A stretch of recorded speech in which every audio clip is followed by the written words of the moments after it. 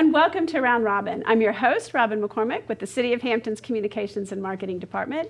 And today we have a little bit of a different show for you. My guest is artist Gerome Meminger. Welcome, Gerome. Well, thank you. Thank you, Robin. Now, you had a studio in Hampton, or a gallery in Hampton, yes. Downtown, and you don't at this moment, but you are a longtime Hampton resident. You were born on Fort Monroe. Yes, I was. Served in the Army for how many years? I was in the Army for 23 years, 4 months, and 7 days, but I didn't count.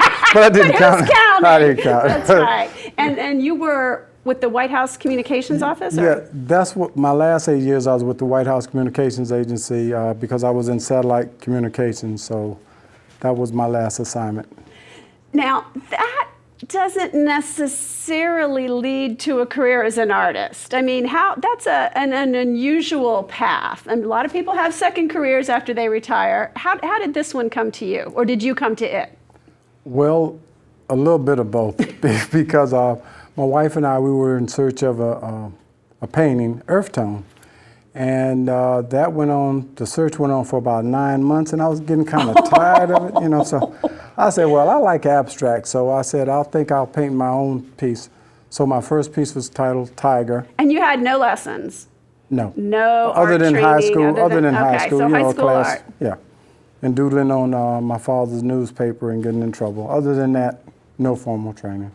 Wow. Obviously, it met with your wife's approval. You guys hung it up, framed it. Oh, we sure did, and I was so happy because I made her happy. I was going to say, it has nothing Yeah. to do with the career and everything to do No. with making the wife happy. That's right. A happy wife, happy life. That's right.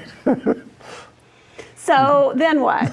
You'd already bought some paints, you had bought an easel, you decided to keep going. Yes, some of my friends came from D.C., and I had painted the picture that I wanted, Tiger. And since I had some leftover paint, I painted maybe 10 other pieces, and I put it in the closet. So when they came up, they oohed and awed over my first piece, and they wanted copies of it, and I didn't even know how to get a copy. And so my wife told me to show them the other pictures in the closet. So I reached in the closet, and they oohed and awed over those.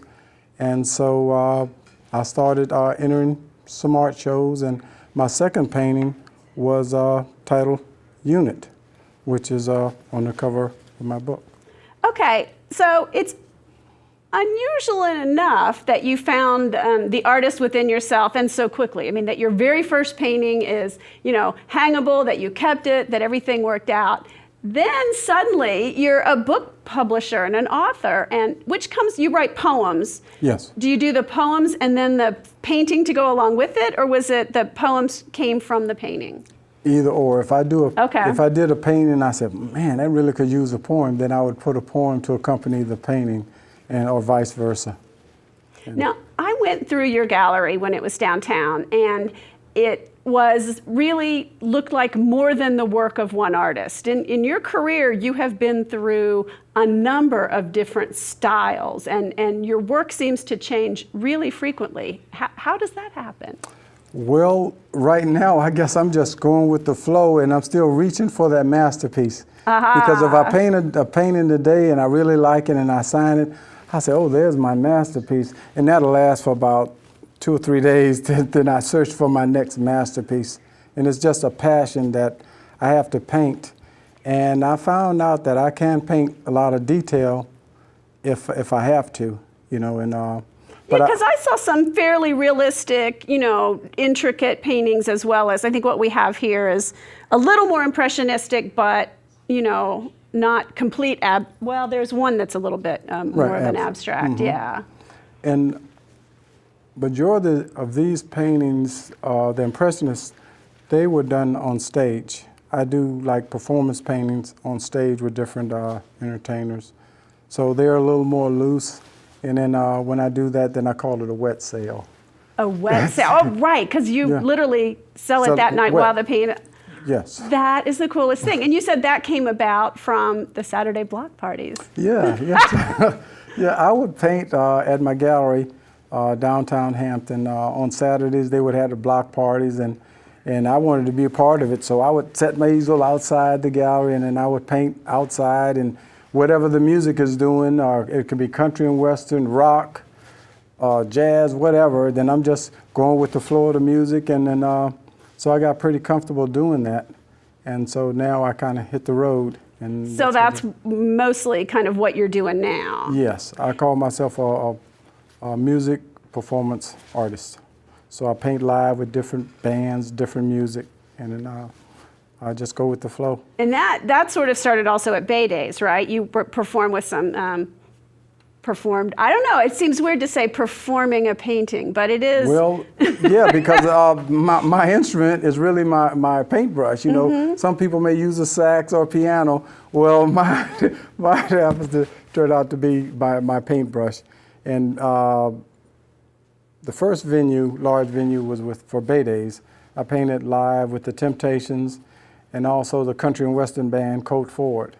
That's a range of styles right there in terms of the music. I bet the paintings were quite different as well. Oh yes, they were. For the Temptations, I painted. It was a sax, piano, and upright bass all in one. And on that Sunday, which was 9/11, during Bay Days, I painted a patriotic painting. And it was like a large flag, but it was in all disarray. The rubber was at the bottom. And it was titled A Day of Sympathy, Sorrow, Yet Strength. And it was a lot of tears, tearful eyes when I painted that picture. And now that painting is hanging at the American Legion over by in Newport News at the American Legion. A lady bought it in honor of her father. Oh, wow. Wow, what amazing range. And you also have 2 children's books here. Yes, after writing my poetry book, then people were calling me an author. And I wasn't really wearing it that well. I mean, okay, I wrote one book, whoop-de-doo.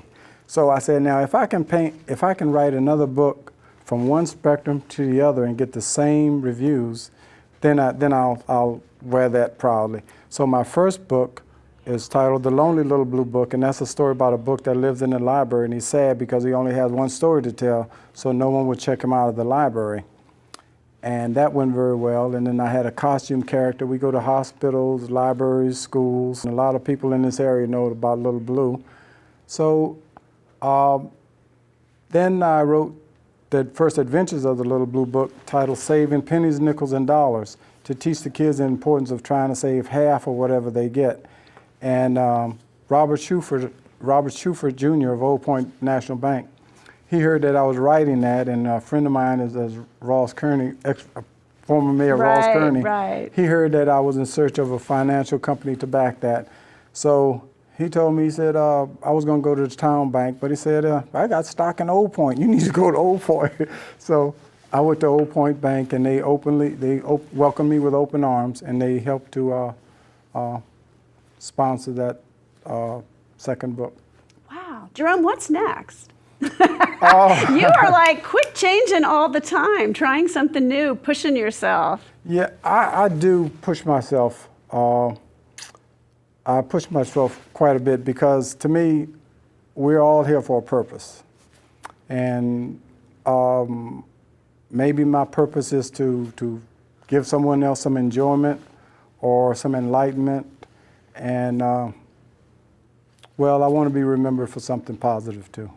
Well, and it's wonderful, and it's an inspiration to folks, I think, to think that the creative ideas we may have had when we were younger, that we put aside to have a career, to make money, there's time to come back to that. There's still time to be creative and express yourself. And we may not be as good as you are, but there are things we can learn to do and we can share with others. So I know I am inspired by your story, and I can't wait to retire so I can do some of this stuff. Of course, I might take some lessons. I don't think I would launch into it like you did, but thank you so much for coming by. And I'm going to beg you to do one of your performance pieces for us. Is that possible?